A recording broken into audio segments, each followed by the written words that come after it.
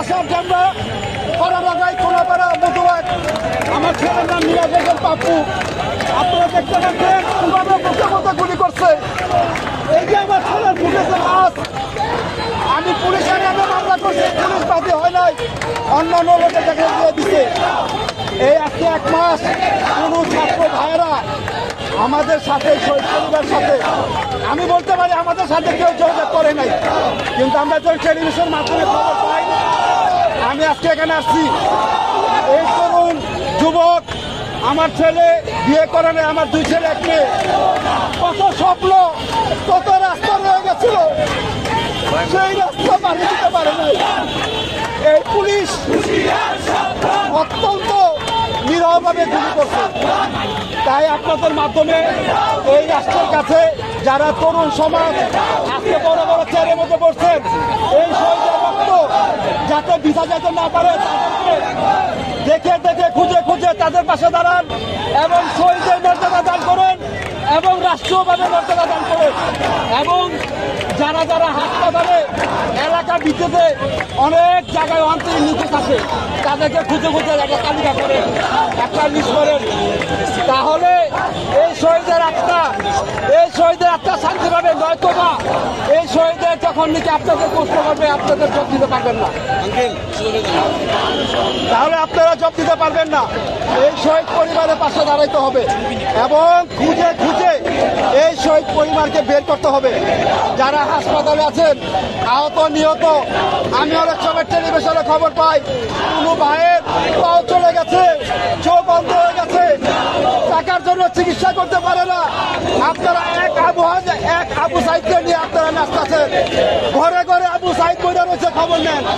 নয়তো রাষ্ট্রের কাছে আমার আপনাদের মাধ্যমে আকুল আবেদন, এই শহীদদের আপনাদের ক্ষমা করবে না, এই শহীদদের আপনাদের ক্ষমা করবে না যদি তাদের পাশে না দাঁড়ান, যদি তাদেরকে সম্মান না দেন, যদি তাদেরকে রাষ্ট্রের সম্মান না দেন, যদি তাদেরকে শহীদের সম্মান না দেন।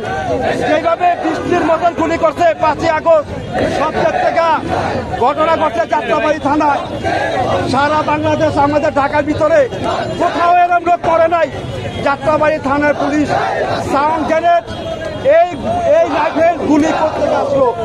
আপনাদের মাধ্যমে রাষ্ট্রের কাছে, সমাজের কাছে, ছাত্র জনতার সাথে আমার একটাই অনুরোধ, আমার একটাই আকুল অনুরোধ আপনাদের কাছে, যাতে এই শহীদ পরিবাররা শহীদের মর্যাদা পায়। 5 তারিখ আমার ছেলের লাশ, এই দেখেন গুলি, এই যে দেখেন কিভাবে লাশের উপর লাশ পড়ে আছে। এটা 5ই আগস্ট 2টা থেকে 2টার মধ্যে যাত্রাবাড়ি থানায় এই গুলিগুলা খায়। মামলা করেছেন? আমরা মামলা করেছি, প্রথমবার মামলা নেয় নাই, তারপরে বার মামলা নিচ্ছে, কিন্তু পুলিশ মারছে, কিন্তু পুলিশের নাম দেয় নাই। তখন আমি শোক আহত ছিলাম, আমি অনুপড়তেও পারি নাই, আমি সিগনেচার দিতে করতে সিগনেচার দিছি। তাই আমি এখানে আজকে আসছি এই প্রতিবাদ করতে, যেন এই রাষ্ট্র যারা নাকি রক্ত দিয়ে রাষ্ট্র দিয়ে গেল, এই রাষ্ট্র যাতে কোনোভাবে দুর্নীতিমুক্ত, সন্ত্রাসমুক্ত, আইনের প্রশাসন যাতে ঠিকভাবে চলে, আইনকে যাতে আমরা শ্রদ্ধা করতে পারি। আইনের লোক আগে ভালো হতে হবে, আইনের লোক যদি ভালো নয়, এই রাষ্ট্রকে, এই শহীদ তাদেরকে ক্ষমা করবে না। আমি আপনাদের মাধ্যমে রাষ্ট্রের কাছে কথাটা বলে গেলাম, তারা যাতে শহীদের পরিবেশে দাঁড়ায়, হাসপাতালে, গ্রামে গঞ্জে, পাড়া এলাকায় সবার যাতে তালিকা করে খোঁজ খবর নিয়ে তাদের পাশে দাঁড়ায়। আচ্ছা, আপনার কাছে জানতে বড় কি করতো? উনি একটা ব্যবসা করতো, আমাদের এলাকায় দরজা চৌকাঠ এগুলো দোকানে জব করতো, ওনারই বন্ধু। কোনো সমন্বয় আপনার বাড়িতে গিয়েছিল কিনা? না, কেউ জানে, আজ পর্যন্ত কেউ আসেনি, কোনো সমন্বয় কেউ আসে কেউ খোঁজ দেয়নি? না, কেউ খোঁজ নেয়নি। কিন্তু আজকে আমি এখানে একটা কাগজ জমা দিতে পারছি, আমার ছেলের 10 পাতার কাগজ, অবস্থানের সার্টিফিকেট, স্কুল কলেজের সার্টিফিকেট, ডেথ সার্টিফিকেট, হাসপাতালের সার্টিফিকেট আমি আজকে দিতে পারছি। এই ছবিটা সুতাম দিতে পারছি, এই ছবিটা আমি দিতে পারছি, এই ছবিটা আমি দিতে পারছি, আজকে দিতে পারছি। এখানে দিয়েছেন? কখন দিয়েছেন?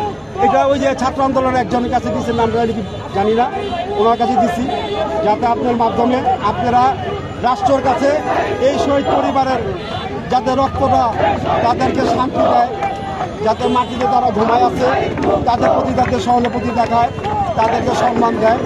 আপনাদের মাঝে একটাই আমার অনুরোধ, শুধু আমি না, সারা বাংলাদেশ আবু সাইদের মতো